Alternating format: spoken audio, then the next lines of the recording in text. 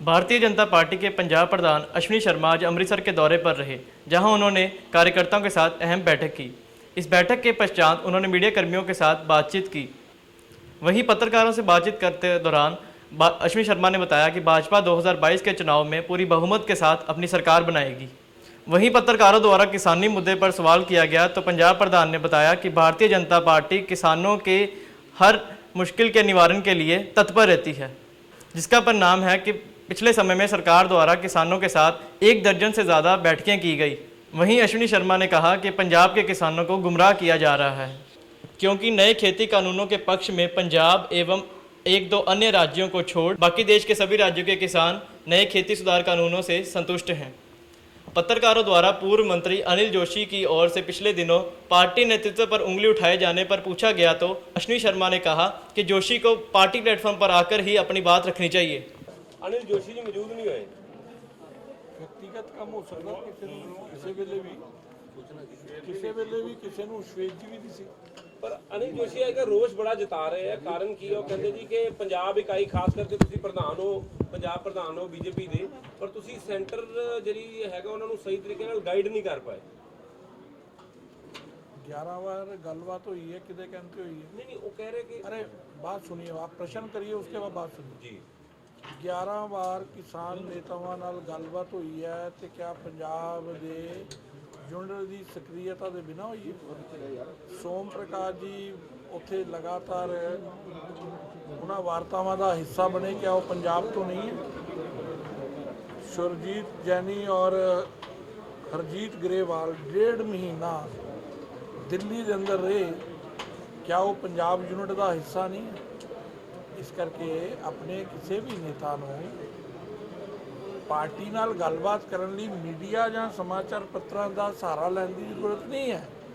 ਉਹਨਾਂ ਨੂੰ ਕੋਈ ਵੀ ਆਪਣੀ ਗੱਲ ਹੈ ਰੱਖਣੀ ਹੈ ਤੇ ਪਾਰਟੀ ਨਾਲ ਸਿੱਧੇ ਤੌਰ ਤੇ ਰੱਖਣ, ਪਾਰਟੀ ਉਹਨਾਂ ਦੀ ਸ਼ੰਕਾਵਾਂ ਦਾ ਨਿਵਾਰਨ ਕਰੇ। ਪਰ ਉਹ ਕਹਿੰਦੇ ਪਾਰਟੀ ਸੁਣਵਾਈ ਕੋਈ ਨਹੀਂ। ਮੈਂ ਤਾਂ ਬਹੁਤ ਵਾਰੀ ਗੱਲ ਰੱਖੀ ਹੈ। ऐसा है कि बीजेपी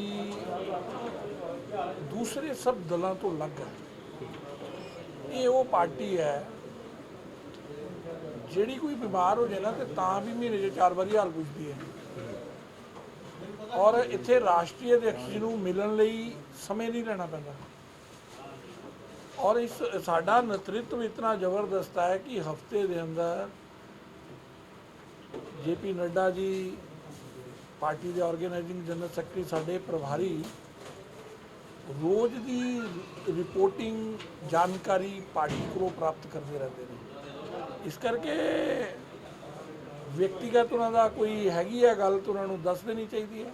7 ਮਹੀਨੇ ਹੋ ਗਏ, 7 ਮਹੀਨੇ किसानों की मौत हो चुकी है, उत्थे कोई गलबात नहीं कर रही। 7 ਮਹੀਨੇ ਨਜ਼ਰ ਆ ਰਹੇ बीजेपी 7 ਮਹੀਨੇ ਜਿਹੜੇ 7 महीने हो चुके हैं किसानों से बैठे हैं, काफी बड़ी गिनती में किसानों की मौत करिए हो चुकी है। तुसी दसो किसानों की गलबात सुनी चाहिए। सरकार का 11 बार एक मिनट एक प्रश्न करना है। 11 बार किसानों की गलबात सुनी, ठीक है। लास्ट प्रपोजल जिहड़ा केंद्र सरकार द्वारा गया की प्रपोजल सी 1.5 साल असी कानून लागू नहीं करते, 5 मैंबरी कमेटी बना देने, उहदे च सहमति बनेगी, उस तो बाद लागू करेंगे। फिर अंदोलन च की बचा? फिर किहड़ियां ताकतां जिन्हां ने उल्टा प्रश्न है, फिर किहड़ियां ताकतां ने जिन्हां ने अंदोलन समाप्त नहीं होंदा? तुसीं साडे कोलों तो प्रश्न कर लैंदे हो ना।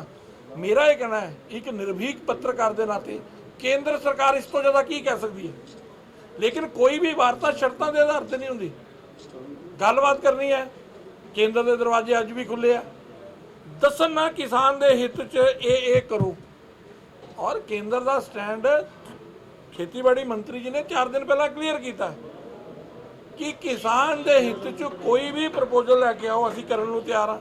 होर केंद्र की करे? पर किसानों ने तो कितनी बारी अपने प्रपोजल रख चुके हैं, बार-बार वो रख चुके हैं। की प्रपोजल उन्होंने क्या एक तो पहला उन्होंने ये मांगा कि खेती कानून ਜਿਹੜੇ ਅਸਲ ਰਾਜ ਜਦੋਂ ਕਿਸੇ ਨੂੰ ਸਵੀਕਾਰ ਹੀ ਨਹੀਂ खेती कानून ਜਾਂ ਕਿਸੇ ऐसा है एक गल समझ लेना, कानून देश के संदर्भ च बनते हैं और कानून रद्द करना उद्देश्य है या किसान का हित करना उद्देश्य है? किसान पूरे हिंदुस्तान च है, ये चर्चा का विषय नहीं। तुसी सवाल कर लो, मेरे को जवाब जो है मैं वो देना ना। अनिल जोशी भी यही कह रहे हैं कि अरे बिल्कुल नहीं है, ऐसा है।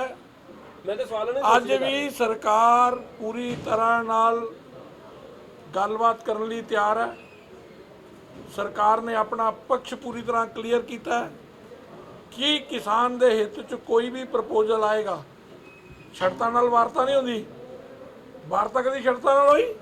ਵਾਰਤਾ ਖੁੱਲੇ ਮਨ ਨਾਲ ਹੁੰਦੀ ਹੈ, ਖੁੱਲੇ ਤਰੀਕੇ ਨਾਲ ਹੁੰਦੀ ਹੈ ਕਿ ਆਓ ਜੀ, ਅਗਰ ਕਿਸਾਨ ਦਾ ਹਿੱਤ ਉਦੇਸ਼ ਹੈ ਤੇ ਉੱਥੇ ਬੈਠ ਕੇ, ਟੇਬਲ ਤੇ ਬੈਠ ਕੇ ਗੱਲਬਾਤ ਦੇ ਜਰੀਏ ਨਾਲ ਮਸਲੇ ਨੂੰ ਹੱਲ ਕਰਨਾ ਚਾਹੀਦਾ। ਅਨਿਲ ਜੋਸ਼ੀ ਨਾਲ ਵੀ ਵਾਰਤਾ ਸ਼ੁਰੂ ਹੋਏਗੀ ਖੁੱਲੇ ਮਨ ਦੀ, ਕਿਉਂਕਿ ਤੁਸੀਂ ਵਾਰਤਾ ਦਾ ਸੁਨੇਹਾ ਦੇ ਰਹੇ ਹੋ, ਲੇਕਿਨ ਕੋਈ ਵਾਰਤਾ ਨਹੀਂ ਹੋਈ ਤੇ ਉਹ ਲਗਾਤਾਰ ਪੰਜਾਬ ਇਕਾਈ ਦੇ ਸਵਾਲ ਖੜੇ ਕਰ ਰਹੇ ਨੇ।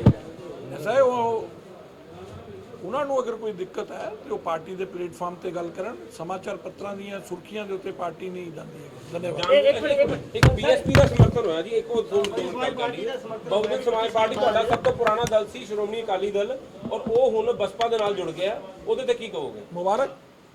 ਉਹਨਾਂ ਨੇ ਰਾਜਨੀਤੀ ਦੇ ਅੰਦਰ ਹਰ ਇੱਕ ਰਾਜਨੀਤਿਕ ਦਲ ਨੂੰ ਰਾਜਨੀਤਿਕ ਗਠਬੰਧਨ ਕਰਨ ਦੀ ਸੁਤੰਤਰਤਾ ਹੈ। ਅਕਾਲੀ ਦਲ ਨੇ ਆਪਣਾ ਗਠਬੰਧਨ ਕੀਤਾ ਹੈ, ਲੇਕਿਨ ਇਹ ਨਵਾਂ ਗਠਬੰਧਨ ਨਹੀਂ ਹੈ ਜੀ, ਇਹ ਪੁਰਾਣਾ ਗਠਬੰਧਨ ਹੈ, ਬੇਮੇਲ ਗਠਬੰਧਨ ਹੈ। ਕੋਈ ਉਹਨਾਂ ਦੇ ਸਿਧਾਂਤ, ਉਹਨਾਂ ਦਾ ਤਾਲਮੇਲ ਆਪਸ ਚ ਨਹੀਂ ਹੈ। ਔਰ ਅੱਜ ਤੋਂ 25 ਸਾਲ ਪਹਿਲਾਂ ਜੋ ਹਸ਼ਰ ਹੋਇਆ ਸੀ ਉਹੀ ਹੁਣ ਹੋਏਗਾ। ਕਹਿੰਦੇ ਜੀ ਅਸੀਂ ਬੀਜੇਪੀ ਦੀ ਸੀਟਾਂ ਦਿੱਤੀਆਂ ਇਸ ਕਰਕੇ ਕਿਉਂਕਿ ਸਾਨੂੰ ਬਸਪਾ ਕੋਲੋਂ ਜ਼ਿਆਦਾ ਫਾਇਦਾ ਮਿਲੇਗਾ ਬੀਜੇਪੀ ਦੀ ਸੀਟਾਂ ਦੇ ਕੇ, ਕਿਉਂਕਿ ਬੀਜੇਪੀ 23 ਸੀਟਾਂ ਦੇ ਇਲੈਕਸ਼ਨ ਲੜਦੀ ਸੀ, ਉਹਨਾਂ ਨੇ ਸਾਰੀਆਂ ਸੀਟਾਂ ਉਹਨਾਂ ਨੇ ਦੇਤੀਆਂ ਉਹਨਾਂ ਨੂੰ, ਤੇ ਉੱਥੇ ਸਾਨੂੰ ਜ਼ਿਆਦਾ ਬੈਨੀਫਿਟ ਮਿਲੇਗਾ ਬੀਜੇਪੀ ਨਾਲੋਂ। ਬਹੁਤ ਬਹੁਤ ਧੰਨਵਾਦ। ਨਹੀਂ, ਸ਼੍ਰੋਮਣੀ ਅਕਾਲੀ ਦਲ ਕਹਿ ਰਿਹਾ ਜੀ ਤੁਹਾਡਾ ਧੰਨਵਾਦ। 9 ਮਾਸ ਦਾ ਰਿਸ਼ਤਾ ਸੀ ਤੁਹਾਡਾ। ਧੰਨਵਾਦ। ਐਸਾ ਹੈ ਕਿ ਮੈਂ ਅੱਜ ਵੀ ਇਹ ਗੱਲ ਕਹਾਂਗਾ, ਜਿਹੜਾ ਸ਼੍ਰੋਮਣੀ ਅਕਾਲੀ ਦਲ ਬੀਜੇਪੀ ਦਾ ਗਠਬੰਧਨ ਸੀ, ਉਹਨਾਂ ਦੇ ਸਮਾਜਿਕ ਔਰ ਸੰਸਕ੍ਰਿਤਿਕ ਪੰਜਾਬ ਦੀ ਹਿੱਤ ਦੀਆਂ ਬਹੁਤ ਸਾਰੀਆਂ ਚੀਜ਼ਾਂ ਜੁੜਦੀਆਂ ਸੀ, ਲੇਕਿਨ ਉਹਨਾਂ ਨੇ ਸਾਡੇ ਤੋਂ ਅਲੱਗ ਰਸਤਾ ਅਖਤਿਆਰ ਕੀਤਾ। ਉਹਨਾਂ ਨੂੰ ਉਹਦੇ ਲਈ ਸੁਤੰਤਰ ਨੇ। ਅੱਜ ਅਸੀਂ ਵੀ ਸੁਤੰਤਰਤਾ ਅਨੁਭਵ ਕਰ ਰਹੇ ਹਾਂ। ਅੱਜ ਮੇਰੀ ਪਾਰਟੀ ਕੋਲ 117 ਜਗ੍ਹਾ ਨੇ ਆਪਣਾ ਖੇਤਰਫਲ ਵਧਾਉਣ ਲਈ, ਆਪਣਾ ਰਾਜਨੀਤਿਕ ਗਰਾਊਂਡ ਵਧਾਉਣ ਲਈ। ਆਪਣੇ ਕਾਰਜਕਰਤਾ ਦੀ ਇੱਛਾ ਪੂਰੀ ਹੋ ਰਹੀ ਹੈ ਕਿ ਸਾਨੂੰ ਸੁਤੰਤਰ ਰੂਪ 'ਚ ਆਪਣੇ ਦਮ ਤੇ ਚੁਣਾਵ ਲੜਨਾ ਚਾਹੀਦਾ। ਬੀਜੇਪੀ 117 ਸੀਟਾਂ ਦੇ ਚੁਣਾਵ ਲੜਨ ਲਈ ਆਪਣੀ ਰਣਨੀਤੀ ਬਣਾ ਰਹੀ ਹੈ ਔਰ ਤਿਆਰ ਹੈ। ਬੀਜੇਪੀ 117 ਸੀਟਾਂ ਦੇ ਚੁਣਾਵ ਲੜੇ। ਸਰ ਕਾਂਗਰਸ ਪਾਰਟੀ ਜਿਹੜੀ ਹੈ ਕਿ ਸਰ ਕਾਂਗਰਸ ਦਾ ਇੱਕ ਸਵਾਲ ਹੈ ਕਾਂਗਰਸ ਪਾਰਟੀ ਦਾ ਜਿਹੜਾ ਹੈ ਸੁਧ ਦਲਿਤ ਕਾਰਡ, ਹਿੰਦੂ ਕਾਰਡ, ਸਿੱਖ ਕਾਰਡ, ਇਦਾਂ ਦਾ ਕਾਰਡ ਚੱਲ ਰਿਹਾ ਹੈ, ਉਸ ਤੇ ਤੁਸੀਂ ਕੀ ਕਹਿਣਾ ਚਾਹੋਗੇ? ਸਰ ਕਾਂਗਰਸ ਦੇ ਵਿੱਚ ਚੱਲ ਰਿਹਾ ਹੈ ਡਿਪਟੀ ਸੀਐਮ ਹਿੰਦੂ ਹੋਣਾ ਚਾਹੀਦਾ, ਸਿੱਖ ਹੋਣਾ ਚਾਹੀਦਾ, ਦਲਿਤ ਹੋਣਾ ਚਾਹੀਦਾ, ਮਤਲਬ ਜਾਤਾਂ ਪਾਤਾਂ ਦੇ ਅਨਾਜ ਦੇ ਉੱਤੇ ਅੱਜ ਸਾਡੇ ਦੇਸ਼ ਦੀ ਰਾਜਨੀਤੀ ਕਰ ਰਹੀ ਹੈ। ਇਹ ਕਿੰਨੀ ਸ਼ਰਮਨਾਕ ਹੈ। ਐਸਾ ਹੈ ਕਿ ਕਾਂਗਰਸ ਨੇ ਹਮੇਸ਼ਾ ਹੀ ਦਲਿਤ ਵਰਗ ਨੂੰ ਕੇਵਲ ਵੋਟਾਂ ਲਈ ਛੱਲਿਆ।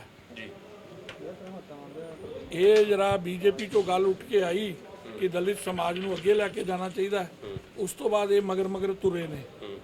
ਲੇਕਿਨ ਸਮਾਜ ਔਰ ਪੰਜਾਬ ਦੇ ਲੋਕ ਜਾਣਦੇ ਨੇ ਕਿ ਇਹ ਐਸੀ ਸਰਕਾਰ ਹੈ ਜਿਹਦੇ ਟਾਈਮ ਕੈਪਟਨ ਦੀ ਸਰਕਾਰ 'ਚ ਸਭ ਤੋਂ ਜ਼ਿਆਦਾ ਅਗਰ ਕਿਸੇ ਨਾਲ ਅਤਿਆਚਾਰ ਹੋਇਆ ਤੇ ਦਲਿਤ ਸਮਾਜ ਨਾਲ ਹੋਇਆ। ਉਹਨਾਂ ਦੇ ਬੱਚਿਆਂ ਦਾ ਵਜੀਫਾ ਤੱਕ ਖਾ ਗਏ। ਧਰਮਸੋਧ ਅੱਜ ਵੀ ਸੀਟ ਤੇ ਬੈਠਾ। ਦਲਿਤ ਬੱਚਿਆਂ ਦੇ ਨਾਲ ਬਲਾਤਕਾਰ ਹੋ ਜਾਂਦਾ, ਕੋਈ ਕਾਰਵਾਈ ਨਹੀਂ ਹੁੰਦੀ। ਦਲਿਤ ਬੱਚੇ ਦੇ ਮੂੰਹ ਦੇ ਅੰਦਰ ਪਿਸ਼ਾਬ ਪਾ ਜਾਂਦਾ, ਕੋਈ ਕਾਰਵਾਈ ਨਹੀਂ ਹੁੰਦੀ। ਇਹ ਸਰਕਾਰ ਦੀ ਉਪਲਬਧੀ ਹੈ ਕਿ ਇਸ ਸਰਕਾਰ ਦੇ ਅੰਦਰ ਸਭ ਤੋਂ ਜ਼ਿਆਦਾ ਅਗਰ ਕਿਸੇ ਨੂੰ ਦਾ ਉਤਪੀੜਨ ਹੋਇਆ ਤੇ ਦਲਿਤ ਸਮਾਜ। ਪਰ ਕਾਰਨ ਕੀ ਹੈ ਇਸ ਤਰ੍ਹਾਂ ਦੀ ਰਾਜਨੀਤੀ ਕਿਉਂ ਹੋ ਰਹੀ? ਦਲਿਤ ਬੀਜੇਪੀ ਮਤਲਬ ਹਿੰਦੂ ਸਿੱਖ ਕਾਂਗਰਸ ਦੇ ਸੁਭਾਅ ਦਾ ਉਹ ਕਹਿੰਦੇ ਸਟਾਰਟ ਬੀਜੇਪੀ ਨੇ ਕੀਤਾ ਗਿਆ ਦਲਿਤ ਸੀਐਮ ਮੈਂ ਉਲਟਾ ਕਰਨਾ ਜੀ। ਪੰਜਾਬ 'ਚ ਰਹਿਣ ਵਾਲੇ ਹਰ ਵਿਅਕਤੀ ਨੂੰ ਅਗਰ ਸਵਰਨ ਨੂੰ ਅਧਿਕਾਰ ਹੈ ਤੇ ਦਲਿਤ ਨੂੰ ਵੀ ਅਧਿਕਾਰ ਹੈ, ਓਬੀਸੀ ਨੂੰ ਵੀ ਅਧਿਕਾਰ ਹੈ, ਹਰ ਪੰਜਾਬੀ ਨੂੰ ਅਧਿਕਾਰ ਹੈ ਯਾਰ। ਹਰ ਪੰਜਾਬੀ ਦਾ ਅਧਿਕਾਰ ਹੈ। ਰਾਜਨੀਤੀ ਇਸ ਤਰ੍ਹਾਂ ਹੋਣੀ ਚਾਹੀਦੀ ਹੈ ਦਲਿਤ ਤੇ। ਅਰੇ ਮੈਂ ਕੀ ਕਰ ਰਿਹਾ, ਹਰ ਪੰਜਾਬੀ ਦਾ ਪੰਜਾਬ ਦੇ ਅੰਦਰ ਬਰਾਬਰ ਦਾ ਅਧਿਕਾਰ ਹੈ। ਧੰਨਵਾਦ।